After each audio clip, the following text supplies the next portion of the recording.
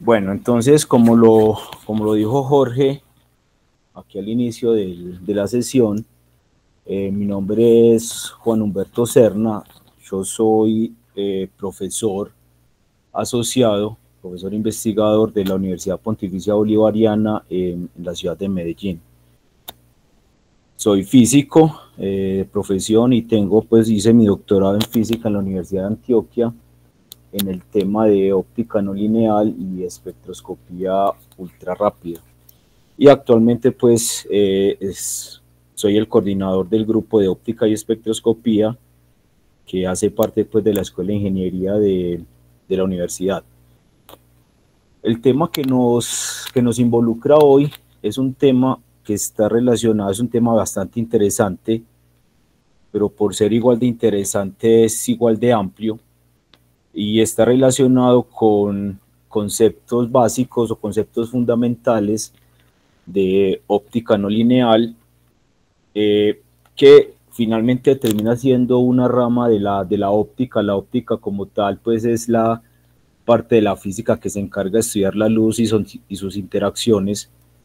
Entonces terminamos hablando de óptica no lineal como una de esas grandes áreas en las que se divide la óptica. Mi charla pues la voy a dividir en tres diferentes contenidos. El primero pues voy a hacer una especie de recorderis de aspectos teóricos. No voy a profundizar, pues vamos a tener algunos tratamientos físicos y matemáticos, pero el tiempo que tenemos pues estipulado para el desarrollo del curso no nos va a dar, no es suficiente para desarrollar esto con la rigurosidad pues que se necesita. Sin embargo, creo que aquí la idea es que aquellos que les interese el tema puedan ir a seguir consultando sobre él y al menos ya tengan unas bases claras de por dónde comenzar a explorar esta área. Entonces voy a empezar con esta parte de aspectos teóricos de la óptica no lineal y de la óptica no lineal.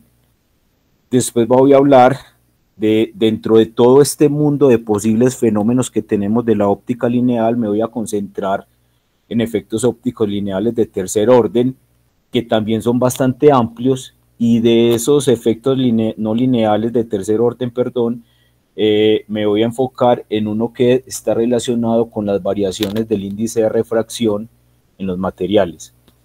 Y al final, pues les voy a presentar algunas técnicas de caracterización no lineal para estos fenómenos de tercer orden que vimos en la sección previa.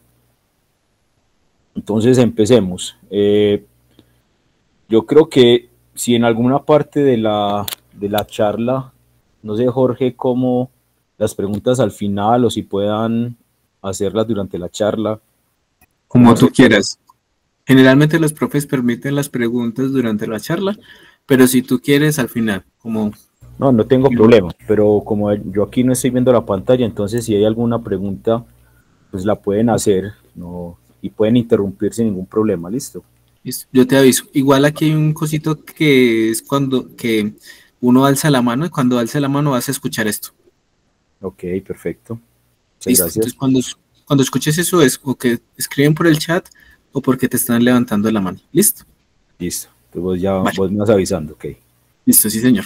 Muy bien, entonces vamos a empezar con esta parte de aspectos teóricos de la óptica lineal y no lineal, y voy a empezar con un diagrama que me parece bastante interesante, y es la forma en la que nosotros concebimos desde la óptica, como concebimos el estudio de la misma desde la física.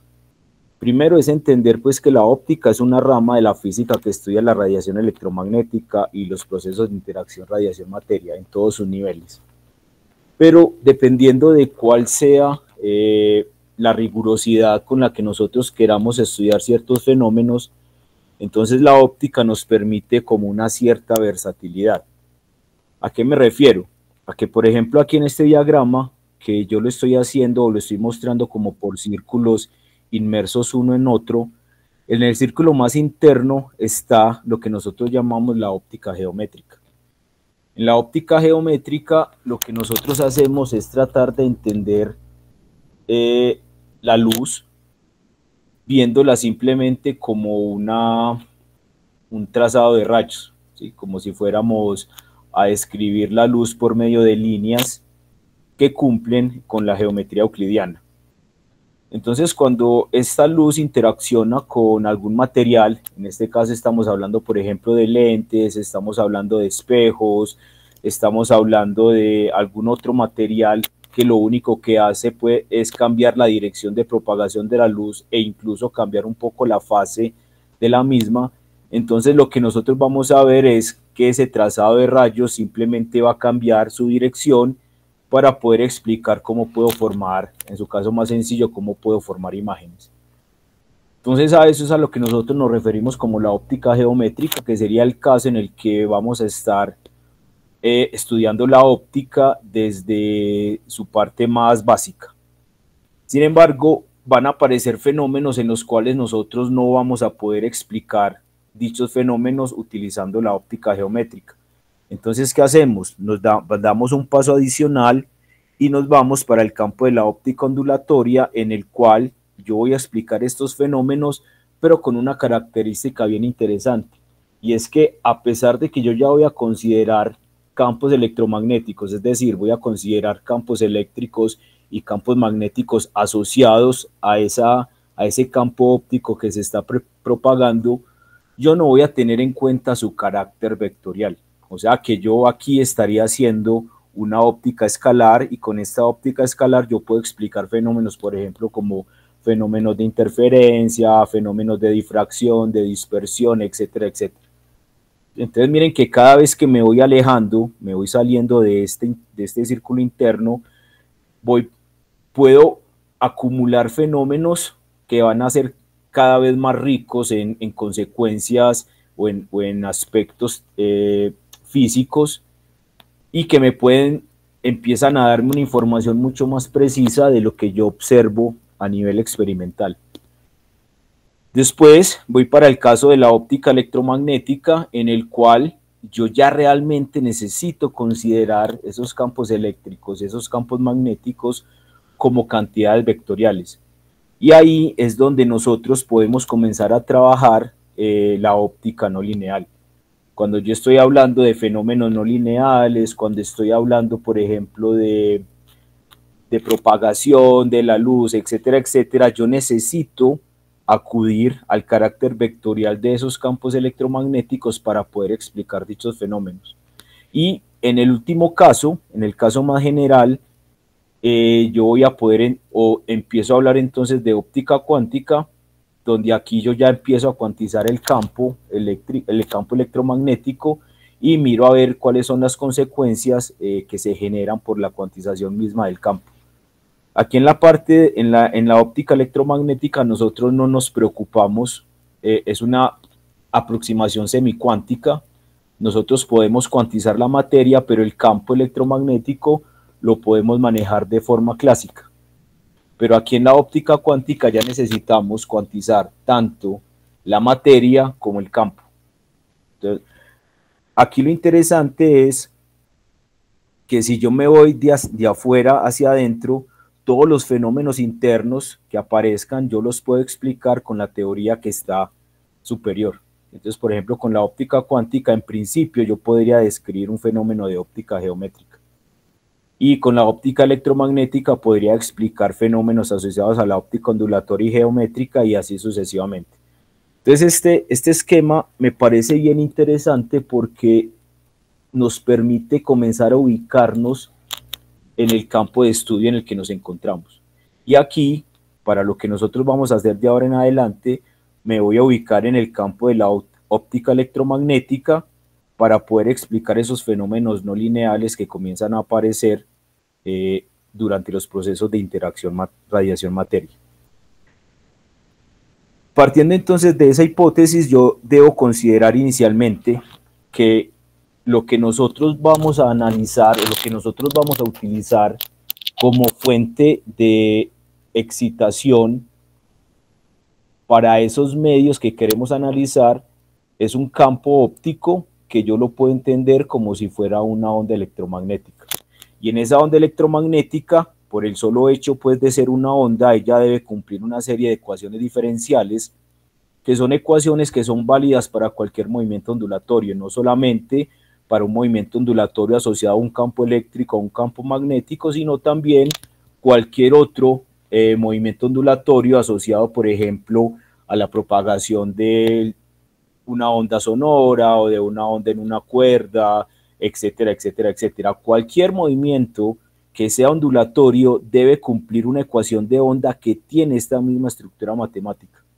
Y por ende, cuando yo tengo esta ecuación, esta ecuación de onda, entonces yo puedo encontrar soluciones que son soluciones de tipo armónico y que están dados por esta ecuación que les estoy subrayando acá.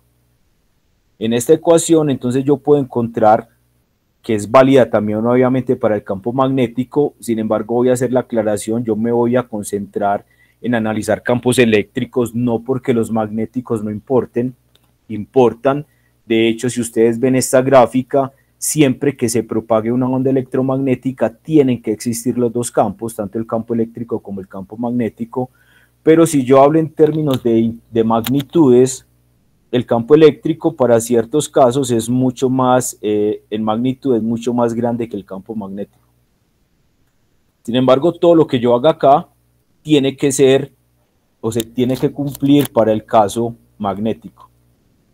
Entonces, partiendo pues de esta ecuación, yo puedo encontrar que una solución de esta ecuación, ahí les queda como tarea, cojan esta ecuación y la aplican a esta ecuación diferencial para que demuestren que realmente es una solución. En esta ecuación yo voy a tener una cantidad E sub 0 que corresponde a la amplitud de la onda, es decir, qué tanto sube la onda, y un término que habla de la fase de la onda, en el cual yo voy a tener dos periodos, un periodo que es un periodo espacial y un periodo que es un periodo temporal. Y eso es clave para una onda. Cuando yo estoy moviéndome o cuando yo tengo, perdón, una onda electromagnética o de cualquier otro tipo, deben existir siempre dos periodicidades. Una periodicidad que es temporal, que es a la cual nosotros le vamos a asociar un periodo que vamos a llamar longitud de onda, y un periodo temporal, que es el periodo al cual nosotros le vamos a asignar una cierta frecuencia. ¿Listo? Porque igual, pues si nosotros analizamos esta imagen, nosotros aquí vemos que este campo se tiene que propagar tanto en el tiempo como en el espacio. Entonces ya tengo la solución a mi onda, y lo que voy a hacer ahora es tratar de entender, que realmente ese es el papel de la óptica, es entender qué pasa cuando este campo eléctrico incidente, estoy hablando de un campo electromagnético incidente, interacciona o interactúa con un determinado medio. Y lo que nosotros vamos a hacer, lo que nosotros realmente hacemos cuando estamos haciendo óptica, no es analizar lo que está pasando acá, sino analizar lo que le pasa al campo que emerge después de que genera ciertas interacciones dentro del material. Y eso es importante. Nosotros en óptica, nosotros no nos metemos al material.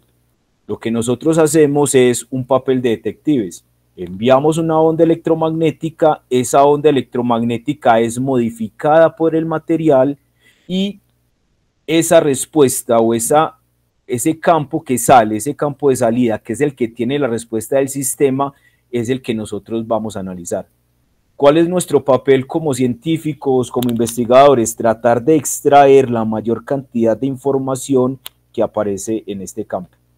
Ahora, el medio con el cual interacciona este campo electromagnético tiene que estar representado por unas ciertas cantidades. Así como, por ejemplo, si yo quiero analizar un material desde un punto de vista mecánico, debo considerar, por ejemplo, cómo es el módulo de Young, cómo es algunas otras cantidades asociadas a la mecánica del material.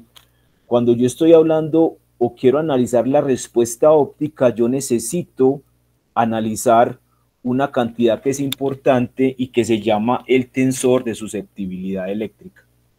Este tensor, que es propio del material, es el que tiene toda la información asociada al material y con la cual este campo eléctrico que va a incidir comienza a interactuar.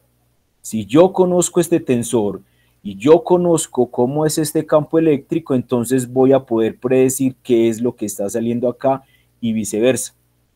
¿Listo? Ahora, este tensor de susceptibilidad eléctrica tiene asociadas dos cantidades que son bien importantes para nosotros.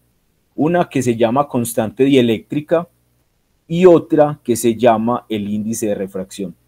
Conociendo estas dos cantidades, yo puedo determinar cómo es este tensor de susceptibilidad eléctrica y de alguna manera yo puedo estimar cómo es que se está propagando la luz cuando entra a este material. Entonces ese es como nuestro esquema general. Vamos a hacer incidir un campo electromagnético. Ese campo electromagnético va a interactuar con este material, esa interacción va a generar una respuesta y lo que nosotros vamos a hacer es analizar esta respuesta.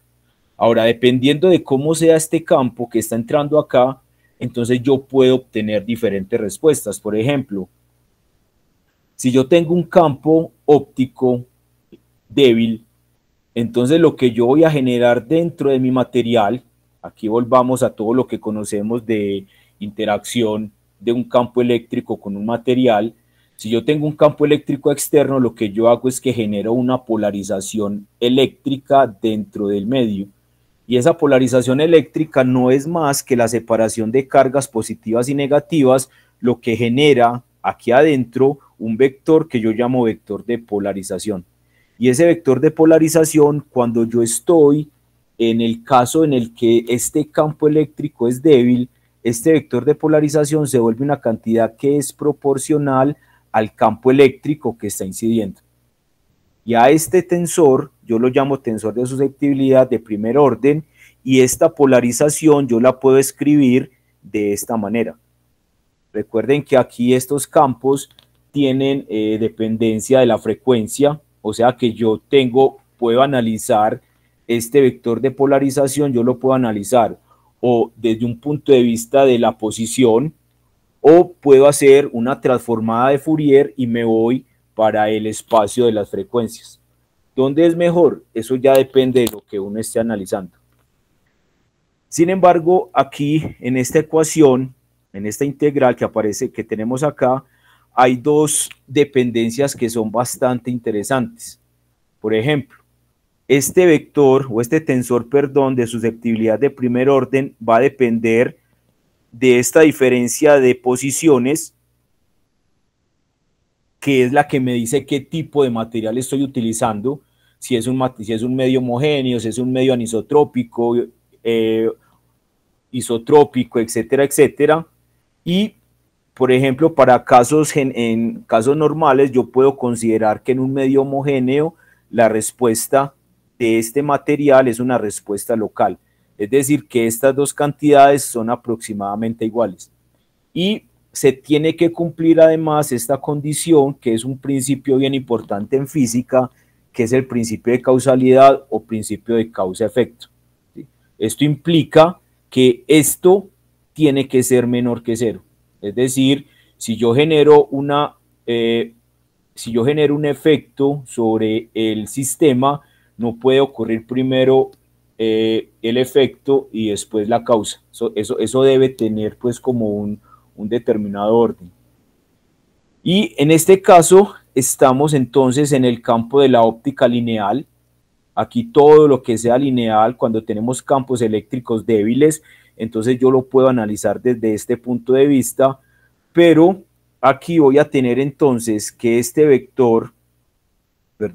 tensor de susceptibilidad de primer orden, que es una cantidad escalar para medios homogéneos e isotrópicos, yo lo puedo escribir como una parte que es real y una parte que es imaginaria. O sea que esto finalmente termina siendo una cantidad compleja. Y el hecho de que sea una cantidad compleja implica que él de alguna forma, está almacenando una información que está relacionada con la forma en la que se propaga la luz dentro del medio, que es este primer término que es real, y cómo el medio absorbe la energía que le está llegando, energía entregada por el campo eléctrico, por el campo electromagnético. Entonces, de esa manera, yo voy a definir en este momento una cantidad que va a ser clave para nosotros, ya la mencionamos antes, que es el índice de refracción, que es una función compleja, que sigue siendo compleja, y que es función de la constante dieléctrica. La relación entre el índice de refracción y la constante dieléctrica está dada por esta ecuación y finalmente termina siendo también una suma de un término que es real. Este término lo podemos ver acá, es el que nosotros conocemos regularmente como el índice de refracción, pero este término que aparece acá es el que está relacionado con el coeficiente de absorción del material, ¿sí? Por ejemplo, si yo tengo un material al cual yo voy a irradiar con una determinada longitud de onda y ese material absorbe esa longitud de onda, este término es un término representativo de esta expresión. Pero si para el caso en el que yo irradie el material, ese material es transparente, cuando yo hablo aquí de transparente significa que el material no absorbe dicha radiación, entonces este término se me vuelve cero y el índice de refracción me queda solamente como el índice de refracción real, que es el que habitualmente uno conoce y con el que hace cálculos, por ejemplo, para la parte de la óptica geométrica, aplicar la ley de Snell, aplicar la ley de la reflexión, los coeficientes de Fresnel, etcétera, etcétera. Pero en el momento en el que el material comienza a absorber, entonces este término se hace importante. Listo. Entonces, hay muchos efectos, hay muchos fenómenos que están asociados a la óptica lineal. De hecho, nosotros vivimos en un mundo óptico y lineal y varios de esos fenómenos están dados, por ejemplo, son por ejemplo la emisión de luz que se genera en las alas de las mariposas o la luz que se genera en los diferentes LEDs que nosotros tenemos.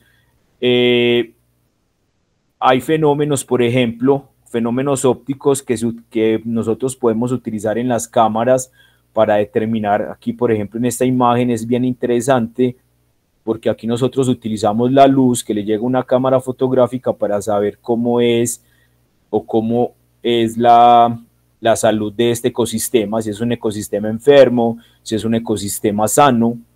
Aquí, por ejemplo, yo puedo utilizar la longitud de onda, en este caso en el rojo, para excitar o para hacer crecer este cultivo. Eso sería un proceso selectivo de una longitud de onda para favorecer el crecimiento de estos materiales. Aquí tenemos pues la propagación de la luz en fibras ópticas, partiendo pues de la ley de reflexión dentro del núcleo, y este fenómeno es un fenómeno bastante interesante, que es un fenómeno que ocurre cuando yo cojo o cuando tengo nanopartículas de oro. Es un fenómeno que se conocía, pues que se conoce desde hace siglos. Realmente los orfebres en su época lo trabajaban cuando ellos procesaban el oro y lo trituraban hasta tenerlo casi que en polvo. Ellos sin saberlo generaban nanopartículas de oro y cuando hacían este tipo de copas, dependiendo de por donde yo mirara la copa, entonces yo la podía ver o de esta forma o de esta forma.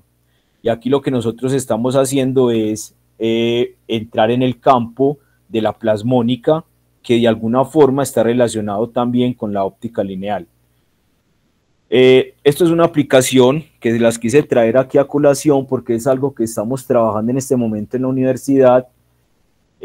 Voy a pasar muy rápido sobre él y está relacionado con una aplicación directa de lo que es de la generación de plasmones por luz de baja intensidad, que se conoce como terapia fototermal plasmónica y que básicamente es que si yo coloco nanopartículas dentro de un tumor y las excito con una radiación, no tiene que ser láser realmente, pero con una radiación en el infrarrojo, entonces ellas van a generar dentro de ese tumor una apoptosis o muerte celular controlada.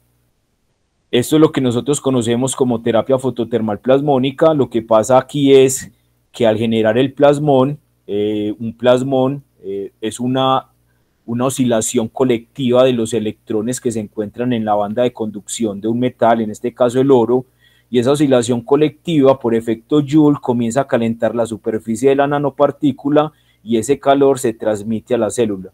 Y al transmitirse al interior de la célula, entonces genera muerte, es como si le estuviéramos generando fiebre a esa célula y podemos generar muerte celular.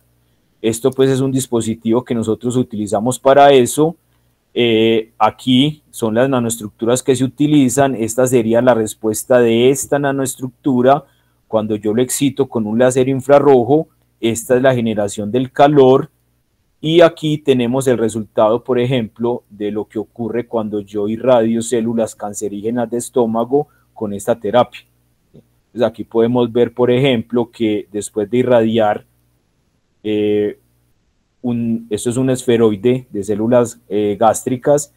Cuando yo irradio este tumor, entonces después de un cierto proceso de irradiación, después de un cierto tiempo, miren lo que va ocurriendo. O sea, yo voy destruyendo de alguna forma este tumor que fue crecido pues en el laboratorio.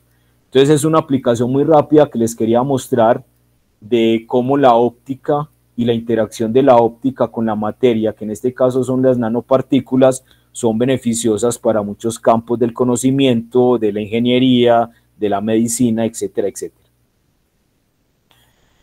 Muy bien, entonces vamos a ver qué pasa cuando esa onda que yo estoy generando incide dentro del material.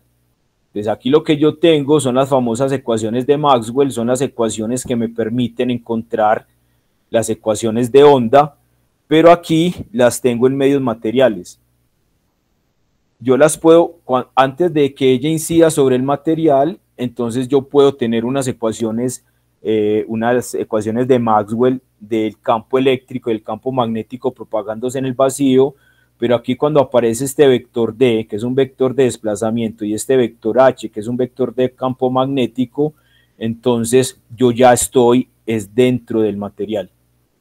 Entonces, estas son las ecuaciones materiales y cuando yo comienzo a operar con estas ecuaciones, teniendo en cuenta que hay una relación entre este vector de desplazamiento, hay una relación con el campo eléctrico y con el vector de polarización, entonces yo puedo llegar a estas ecuaciones. Pero aquí comenzamos entonces a tener un término que me va a hablar de lo que pasa cuando esta polarización está relacionada con términos que son no lineales. Esta P, en general, yo la voy a poder escribir como una polarización lineal más una serie de términos que están relacionados con una polarización no lineal. Y cuando yo llevo esto a la ecuación de onda, entonces yo puedo tener dos ecuaciones.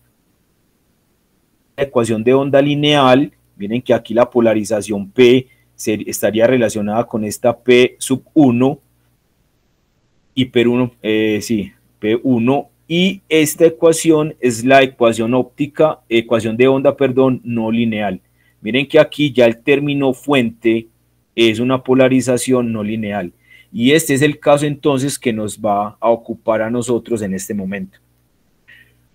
Cuando nosotros llegamos a un proceso o cuando empezamos a analizar fenómenos no lineales, ópticos no lineales, básicamente cuando nosotros empezamos a estudiar fenómenos que ocurren debido a las modificaciones de las propiedades ópticas de un material por efecto de la interacción con la luz. Miren que cuando yo estoy hablando de óptica lineal, yo no cambio las propiedades del material. El índice de refracción sigue siendo el mismo, la permitividad eléctrica sigue siendo la misma, por lo tanto el tensor de susceptibilidad de primer orden sigue siendo el mismo, yo no lo afecto por la incidencia del campo eléctrico, pero cuando ese campo eléctrico comienza a aumentar su intensidad, o sea, es más energético, entonces yo puedo modificar las propiedades ópticas del material. ¿Esto qué implica? Que yo voy a poder modificar el índice de refracción, que yo voy a poder modificar el tensor de susceptibilidad eléctrica. Y eso va a comenzar a generar una serie de fenómenos que no es posible observarlos cuando yo estoy en el régimen de campos bajos o de intensidades bajas. Entonces, ¿qué pasa? No sé, Jorge, si hay alguna pregunta. No, acabo de ingresar a alguien. Ok. Adelante. ¿Cómo vamos entonces nosotros a analizar este problema? Lo primero es que yo voy a coger mi vector de polarización eléctrica y lo voy a expandir en una serie de potencias. Yo lo puedo hacer, yo puedo expandir cualquier función bien comportada matemáticamente, yo la puedo expandir como una función en serie de potencias, donde aquí las potencias van a estar relacionadas es con el campo magnético. Miren que este primer término, perdón, eléctrico, es el campo eléctrico elevado a la 1, aquí es el campo eléctrico elevado a la 2, aquí es el campo eléctrico elevado a la 3 y así sucesivamente. Cada uno de esos términos está acompañado de un factor de proporcionalidad. En este caso, esto sería un Ki2, que sería la susceptibilidad óptica de segundo orden. Este Ki3 sería la susceptibilidad no lineal de tercer orden, y así me puedo ir encontrando otros tensores de susceptibilidad. ¿Qué pasa? Que para órdenes superiores la energía debe ser tan alta que es muy difícil estimular la aparición de fenómenos de cuarto orden en adelante. Sin embargo, es posible, ¿sí? Pero los que son más comunes son fenómenos que están relacionados con el campo eléctrico elevado al cuadrado y el campo eléctrico al cubo. O sea que si yo separo esto, entonces voy a encontrar, por ejemplo, que este primer término va a estar asociado a la polarización lineal, que de eso ya hablamos, pero este segundo término, que va a estar acompañado de este epsilon 0 por Ki cuadrado por el campo eléctrico al cuadrado, va a ser la polarización óptica no lineal de segundo orden, y este término es lo que yo voy a llamar la polarización óptica no lineal de tercer orden. Y es a partir de ahí que yo voy a comenzar a ver los nuevos fenómenos que van a surgir cuando yo hago incidir un campo eléctrico o electromagnético de alta intensidad sobre el material. Como nuestro objetivo es entender como tal el material, entonces nosotros tenemos que mirar cómo describimos esa susceptibilidad óptica. Porque ese tensor de susceptibilidad óptica es el que me va a decir a mí cómo va a responder el material a ese campo electromagnético que está incidiendo sobre él. Y claramente tiene que depender, ese tensor de susceptibilidad tiene que depender de la composición de la materia, tiene que depender de qué tan cristalino es, tiene que depender de si es un material conductor o no conductor, o sea, tiene que depender básicamente de cómo son las características del material. Entonces, para eso hay diferentes formas de describir la susceptibilidad óptica. Podemos hacerlo desde un punto de vista clásico, con un agravante, y es que esa descripción clásica de la susceptibilidad no me permite analizar ciertos fenómenos. Entonces, para poder tener en cuenta esos fenómenos, debo ir un poco más allá y cuantizar la materia. Y una vez yo cuantizo la materia, entonces voy a mirar o voy a tratar de entender cómo voy cómo voy a expresar ese tensor de susceptibilidad óptica. Entonces aquí básicamente lo que vamos a hacer es partir de la ecuación de Schrödinger dependiente del tiempo. Voy a resolver esta ecuación de onda, donde esta H es el operador hamiltoniano. Recuerden que el operador hamiltoniano no es más que la energía del sistema, y yo lo voy a expresar de la siguiente manera. Lo voy a expresar como la suma de una energía, que sería la energía base del sistema, más una energía que está relacionada con la energía potencial asociada a la interacción del campo eléctrico con el material. O sea que mi operador hamiltoniano va a ser la suma de estos dos. Este término está relacionado con el potencial externo aplicado al sistema, es decir, el campo eléctrico, mientras que este, que está aquí subrayado de rojo, no es más que el hamiltoniano sin perturbar, o sea, sin aplicar ningún potencial externo. Este problema, el que está aquí subrayado de rojo, cuando yo resuelvo esta ecuación de Schrödinger, simplemente considerando H como H sub 0, es un problema que la solución es reconocida. Entonces aquí lo que yo hago es resolver esta ecuación de autovalores para encontrar un conjunto de funciones que voy a llamar autofunciones y un conjunto de valores que voy a llamar los autovalores del sistema, que son las que me van a permitir a mí expresar la solución de esta función de onda. Recuerden que aquí la función de onda es la función que me describe mi sistema. ¿Qué es lo que yo quiero? Conocer esa función de onda. Pero este resultado corresponde solamente al caso en el que yo estoy aquí sin perturbar el sistema, pero yo necesito perturbarlo. Y para perturbarlo, entonces voy a aplicar una cierta energía potencial a mi sistema, y esa energía potencial yo la puedo calcular de esta manera. Aquí está μ, es el operador de momento dipolar eléctrico, y cuando yo hago el producto escalar con el campo eléctrico, entonces lo que obtengo es este potencial, que es el que voy a colocar en mi hamiltoniano.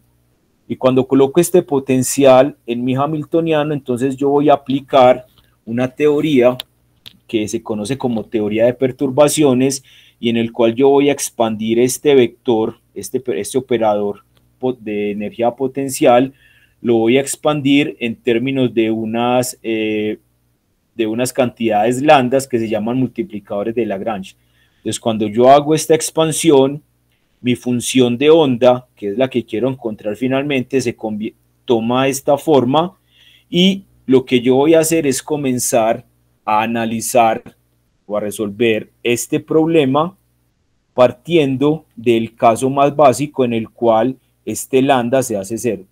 Si este lambda es cero, entonces lo que yo voy a obtener es básicamente esta solución, y una vez tengo esta solución, entonces yo empiezo a desarrollar un proceso en cadena en el cual, si conozco la solución anterior, puedo conocer la solución que sigue, y así sucesivamente. Esto se hace un proceso en cadena, y al final entonces yo voy a encontrar que esta función de onda de orden n se puede entender como una sumatoria de funciones, de autofunciones, con un término que es un término de probabilidad de amplitud. ¿Sí? Si este término es grande, significa que la probabilidad de que esta función aparezca es alta, y de esa manera entonces yo puedo, si yo me llevo esta solución, me la llevo a la ecuación de Schrödinger, entonces voy a obtener esta ecuación. Miren que aquí estoy colocando lo que es esta solución, lo estoy colocando aquí en este término. No voy a entrar en detalles. Lo que voy a hacer al final es encontrar, lo que me interesa encontrar es la forma explícita de estos términos de amplitud, de probabilidad de amplitud. Entonces, cuando yo hago todo este proceso, es un proceso pues matemático con operadores, yo obtengo que esta función de amplitud está dada por esta ecuación, donde aquí voy a tener una matriz. Esto es un término que me relaciona cómo es el potencial entre dos estados cuánticos diferentes. Esta sería la probabilidad del estado anterior, y aquí pues es un término que tiene en cuenta la variación temporal de esta probabilidad de amplitud. Eso me permite entonces calcular las amplitudes de probabilidades. Puedo calcular la amplitud de probabilidad para un término bajo, de órdenes bajos, pero también puedo calcular esa amplitud de probabilidad de orden 2 y de orden 3, que son las que yo voy a utilizar para calcular el Q1, el Q2 y el Q3, o sea, la susceptibilidad lineal de primer orden, la no lineal de segundo orden y la no lineal de tercer orden. Todo este desarrollo ustedes lo pueden encontrar en un libro clásico de óptica no lineal, que es el libro de Voigt. Pueden llegar a estos resultados, no es complejo, hay que hacer un poco de cálculos, pero aquí básicamente lo que yo estoy obteniendo, o lo que esto me va a permitir obtener, son la forma de las susceptibilidades de primer orden. ¿Y cómo voy a calcular, por ejemplo, esa susceptibilidad? En el caso del primer orden, pues yo sé que este vector de polarización yo lo puedo calcular como el valor esperado del momento dipolar eléctrico, calculo ese valor esperado y como resultado de ese valor esperado, miren que aquí la polarización es lineal con el campo eléctrico. Aquí empieza a aparecer ya mi tensor de susceptibilidad eléctrica de primer orden y cuando yo hago este procedimiento encuentro que este tensor está dado por este término. Y es interesante, aquí estoy reescribiendo de nuevo el término, porque aquí aparecen una serie de resonancias o de términos que están relacionados con resonancias y un término que es no resonante. Por ejemplo, yo puedo hacer, cuando yo estoy hablando de resonancias, estoy pensando en frecuencias, estos omegas son frecuencias, estas mu que aparecen acá son los momentos de dipolar o los momentos de transición dipolares. Cuando yo estoy hablando de resonancias, estoy hablando en el caso en el que estas dos frecuencias pueden ser iguales. Entonces, por ejemplo, este término es un término resonante, porque aquí yo puedo encontrar una expresión para esto, o sea, este omega, en el caso en el que haya resonancia, tiene que ser igual a este omega sub p, así que lo que voy a tener es una transición de electrones desde el estado base hasta un estado excitado. ¿Listo?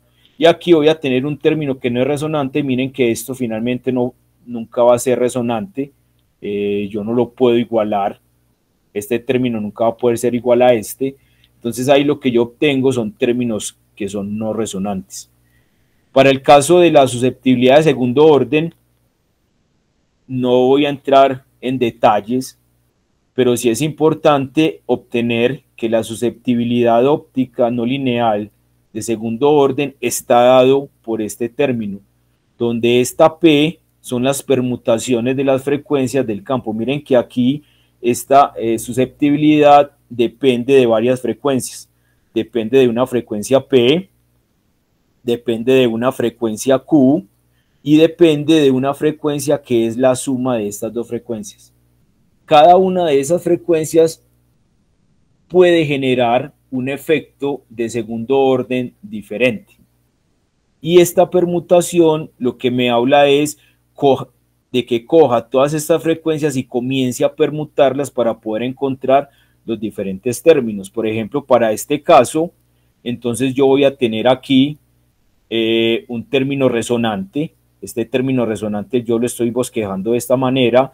Tengo una frecuencia P, esa frecuencia P me sube hasta un nivel M y después con una frecuencia Q llego hasta el nivel N y de este nivel me puedo desexcitar hasta mi nivel base. O sea, aquí tengo resonancias. Aquí voy a tener un término que es resonante, que es este, pero voy a tener un término que es no resonante. Y aquí voy a obtener solamente términos no resonantes.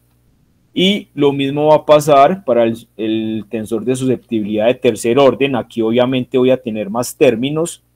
Miren que aquí tengo 1, 2, 3, 4 términos. Y esos términos están representados acá. Por ejemplo, aquí voy a tener 3 frecuencias resonantes que me permiten pasar de este estado G a este estado, al estado nu.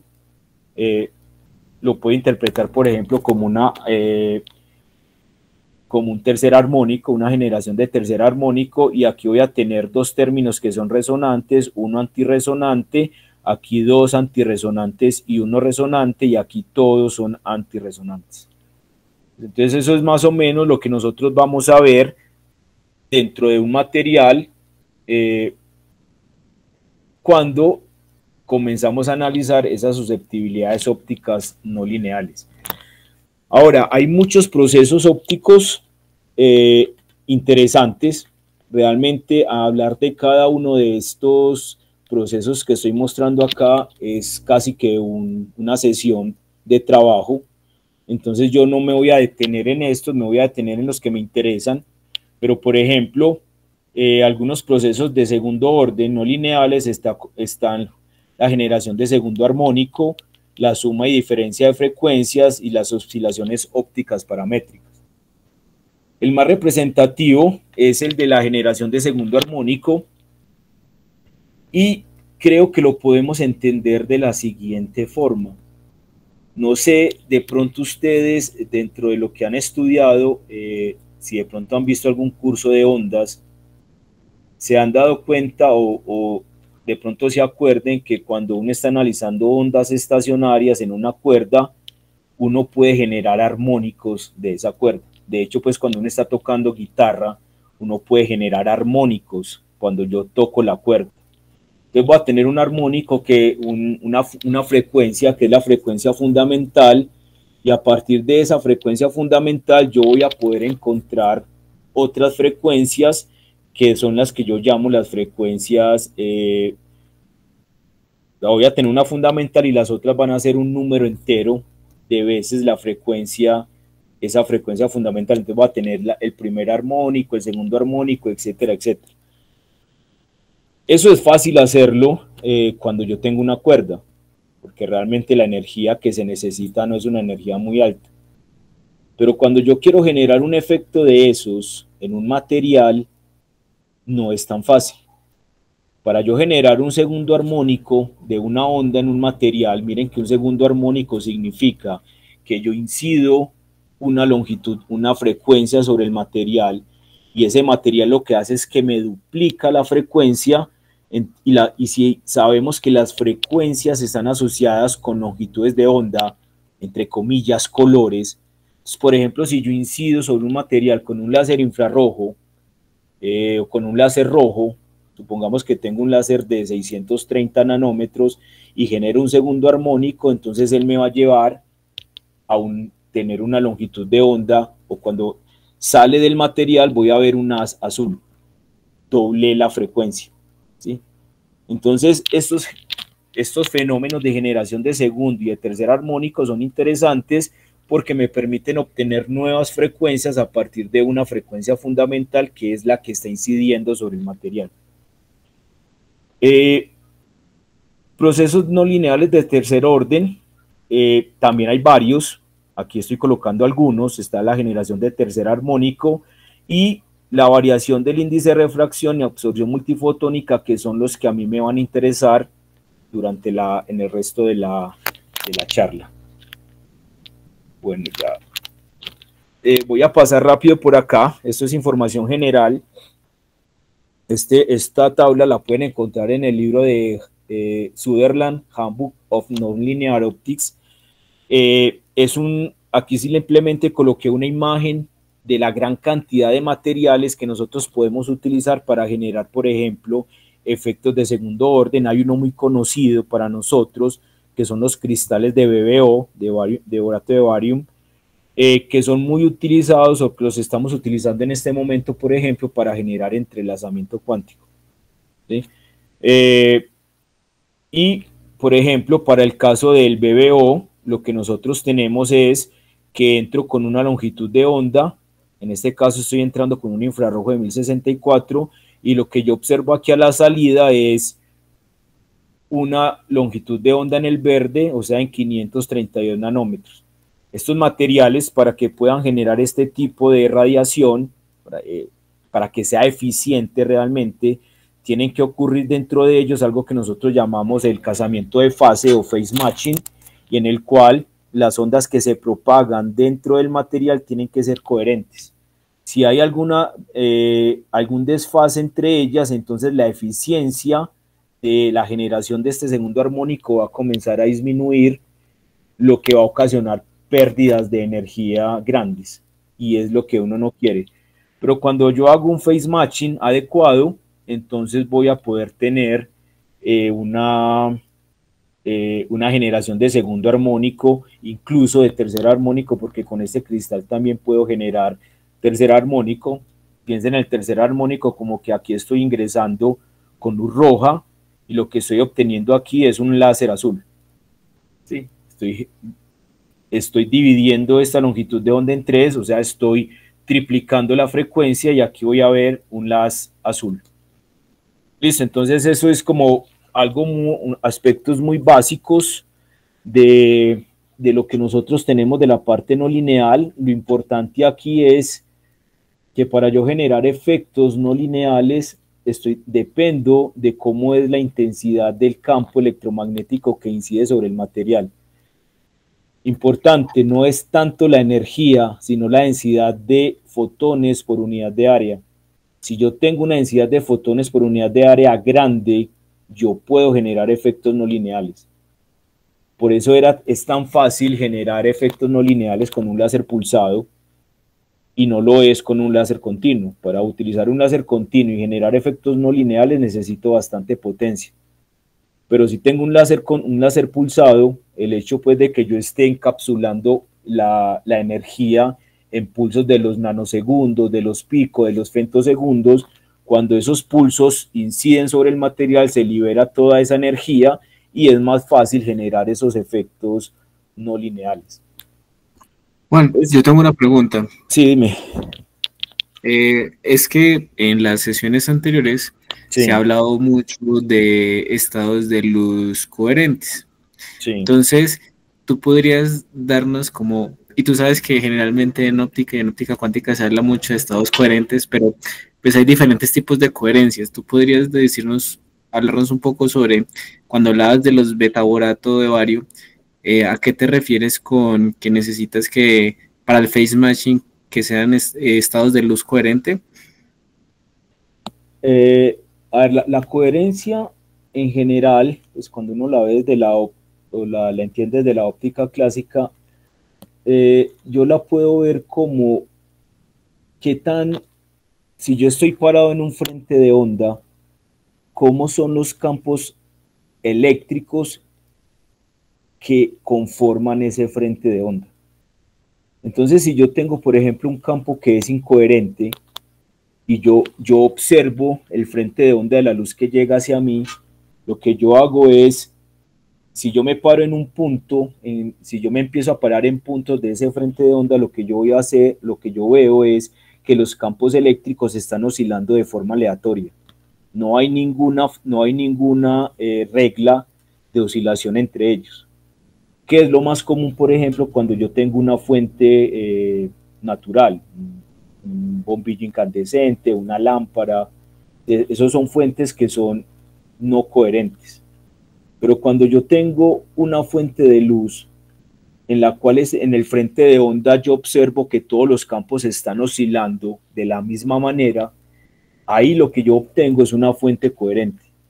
Esas son las fuentes que yo necesito en principio para generar no solamente este tipo de fenómenos, otros fenómenos, por ejemplo, como difracción. Es mucho más fácil ver la difracción y la interferencia de la luz cuando tengo fuentes coherentes que fuentes incoherentes.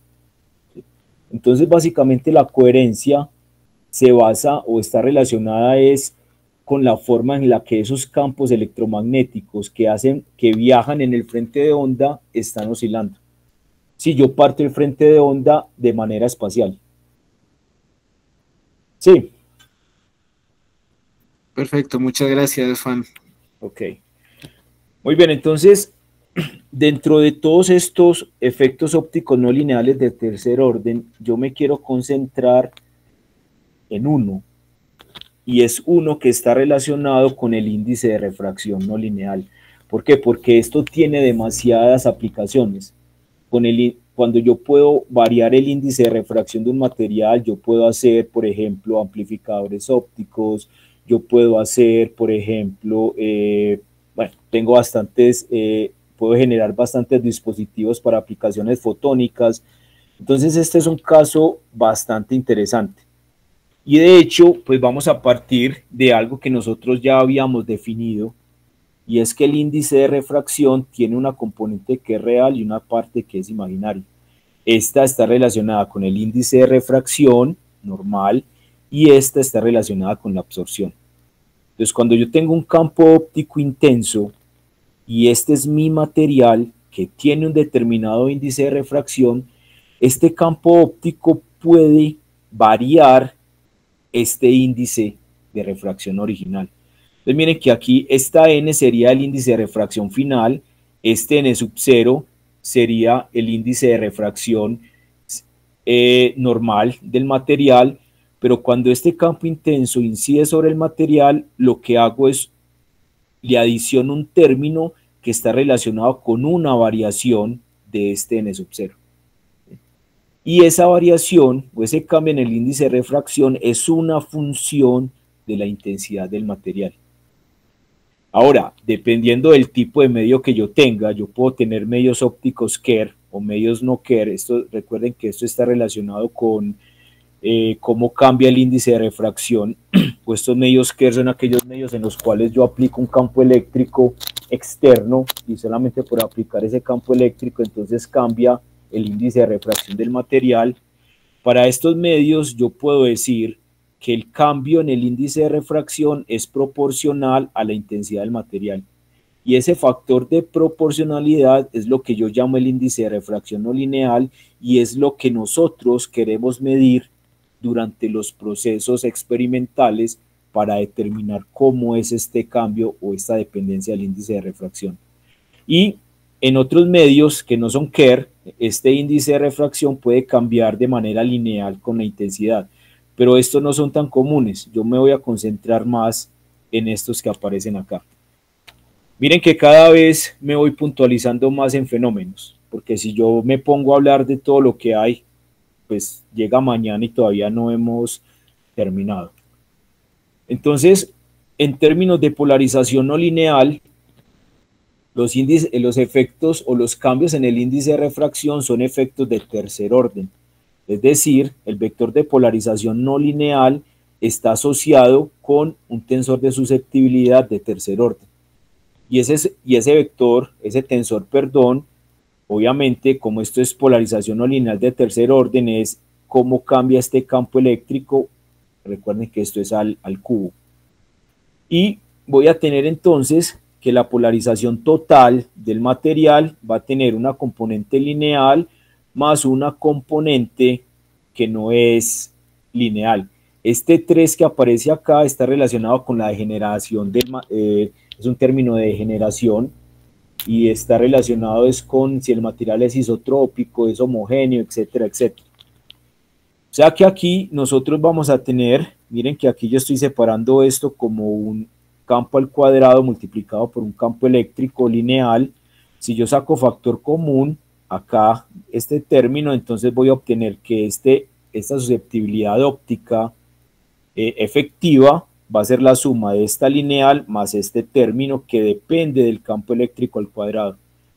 Y si nosotros volvemos al estudio de ondas electromagnéticas, sabemos que un campo eléctrico, el módulo cuadrado de un campo eléctrico está relacionado de alguna forma con la intensidad. Entonces, vuelvo a tener la relación entre el índice de refracción y el coeficiente, el tensor de susceptibilidad óptica efectiva. Yo puedo expandirlo de esta forma, y cuando lo expando de esta manera, cuando lo escribo de esta forma, entonces haciendo caso de esta igualdad, yo puedo concluir que este n sub 0 tiene que ser igual a 1 más q1 a la raíz, porque esto es al cuadrado, y n2, que es este término que es el que me interesa, lo puedo calcular de esta manera, que es el índice de refracción no lineal. Hay diferentes mecanismos físicos que me permiten generar estos cambios en el índice de refracción, o me pueden generar índices de refracción no lineal. Hay uno, por ejemplo, que se conoce como efecto Kerr inducido por Raman, en el cual yo tengo un sistema y hago incidir sobre él una onda de alta intensidad que es la que me va a generar las no linealidades. Y simultáneamente mando otra onda con una frecuencia diferente pero débil. Esto es una onda de prueba. ¿Qué es lo que esta onda va a hacer? Interactúa con el material que ya de alguna forma fue perturbado por este campo fuerte, y esas perturbaciones pasan a ser parte de la fase de la onda que sale. O sea, que la fase de este campo electromagnético que está saliendo, que está asociado a este campo débil, va a tener información de la parte no lineal del material. Y eso es lo que nosotros de alguna forma llamamos como dispersión Raman estimulada. Estamos pensando, recuerden que cuando yo estoy hablando de dispersión Raman, estoy hablando de procesos inelásticos dentro del material. O sea que puedo generar nuevas frecuencias, que es al contrario de la dispersión de Rayleigh, en el cual son colisiones, o estoy hablando de colisiones elásticas, donde las frecuencias se mantienen. Entonces aquí yo puedo generar nuevas frecuencias y esta frecuencia es la que tiene información de este cambio en el índice de refracción. También puedo hablar de polarización electrónica, cuando este campo incide sobre el material, él puede generar una polarización o una distorsión de la nube electrónica del átomo, y si yo tengo una alta polarizabilidad implica que voy a tener una alta no linealidad electrónica. También van a ver o pueden aparecer estos efectos no lineales en el índice de refracción por efectos de orientación molecular. Básicamente cuando yo tengo moléculas polares y tengo este campo óptico débil, esta molécula no va a hacer nada, pues ella se va a mantener orientada de la misma manera, pero cuando este campo eléctrico aumenta, entonces lo que yo hago es generar un torque sobre este momento dipolar, tratando de alinear la molécula con el campo eléctrico. Y esa reorientación redistribuye la población de electrones, y al redistribuir la población de electrones, lo que yo estoy haciendo es cambiando la polarización del material y por ende estoy aumentando el índice de refracción. Entonces, esto también es una forma en la cual yo puedo generar esos cambios en el índice de refracción. Hay unos muy interesantes que son las transiciones electrónicas en semiconductores. Básicamente, se los mencionaba ahorita, es cómo se redistribuye la población de electrones en la capa de valencia o en la banda de valencia o en la de conducción, dependiendo de cómo sea la energía del haz que está incidiendo sobre el material comparada con la energía del gap. Entonces, cuando esta energía del haz es mayor que la energía del gap, lo que yo voy a hacer es mandar electrones del estado base de la banda de valencia a la banda de conducción, y voy a comenzar a repoblar, a cambiar la población de esta banda, ¿sí? De nuevo, eso reconfigura las propiedades ópticas. A la población, la variación de la población de electrones en esa banda de conducción en función del tiempo tiene que depender de cómo es la absorción del material y de cómo es la intensidad de la luz que está incidiendo sobre él. Cuando yo alcanzo el equilibrio, entonces encuentro que esa población, ese número de electrones en la banda de conducción, pero en la población en la banda de conducción, tiene que depender de la absorción, tiene que depender de estos tiempos de recombinación, tiene que depender de la intensidad del material. Y de ahí yo puedo entonces saltar a que el índice de refracción lo puedo escribir como un término que no depende de la intensidad, más un término que depende de la intensidad. Y todo esto es lo que yo llamo el N2 del material. Pero también puede pasar el caso en el que la energía, de las incidentes es menor que el gap. Entonces ahí lo que yo voy a hacer es favorecer una serie de transiciones. En este caso, por ejemplo, voy a favorecer transiciones multifotónicas. O sea que para pasar de la banda de valencia a la banda de conducción, yo puedo tener, por ejemplo, un fenómeno de absorción de 2 fotones. Ya no estoy absorbiendo un solo fotón. Miren que si yo absorbo un fotón, pasaría a este nivel, no puedo saltar a la banda de conducción, pero para llegar a la banda de conducción yo puedo absorber, o el sistema puede absorber 2 fotones de la misma frecuencia, tendría absorción de 2 fotones y paso a la banda de conducción. Este es un caso un poco más complejo, porque aquí ya empieza a aparecer este beta, que es el coeficiente de absorción de 2 fotones, y de cómo es la probabilidad de que se genere esa absorción. Pero si yo conozco esta cantidad, yo puedo utilizar algo que se llaman las relaciones de Kramer-Kronig para poder, a partir de esta absorción, determinar cómo es el índice de refracción. Y dentro de esta ecuación aparecen términos que van a depender. Por ejemplo, aquí va a aparecer un término N que va a depender de cuáles son los tipos de transiciones entre estas dos bandas, en la de valencia y en la de conducción dentro del material.